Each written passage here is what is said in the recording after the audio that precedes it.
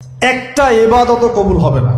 রোজা রাখতেছেন, ইবাদত করতেছেন, নামাজ পড়তেছেন, তারাবি পড়বেন, অনেক কিছু করবেন, এবার এদিকে রিজিকে সুদ, এদিকে রিজিকে ঘুষ, রিজিকে এখানে দুর্নীতি, এখানে করাপশন, এখানে মাপে কম দেওয়া, একটা ইবাদতও কবুল হবে না।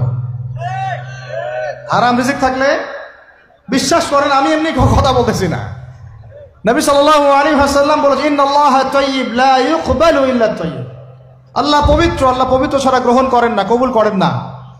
মুসাফিরের দোয়া আল্লাহ ফিরায় দেন না, সেই মুসাফির যদি হারাম খায় সেই দোয়াও কবুল হচ্ছে না।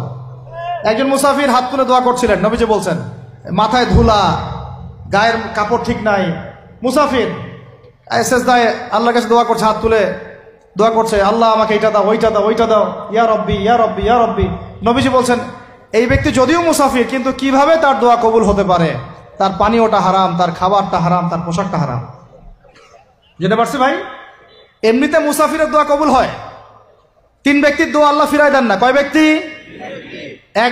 এক নম্বর হচ্ছে মুসাফির, দুই নম্বর হচ্ছে কি সন্তানের জন্য পিতামাতার দোয়া, আর তিন নম্বর কি মাজলুমের দোয়া। মাশাআল্লাহ, আপনারা তো জানেন ভালোই। মাজলুম মানে কি? যার উপর জুলুম করা হয়েছে, যার উপর জুলুম করা হয়েছে।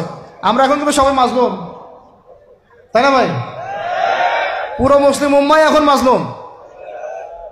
তো ইনশাআল্লাহ এই অবস্থা থাকবে না। ইনশাআল্লাহ জালেম যেখানে জুলুম করবে পতন হবে, সমস্ত জালেমদের পতন বিশ্ব থেকে হবে ইনশাআল্লাহ।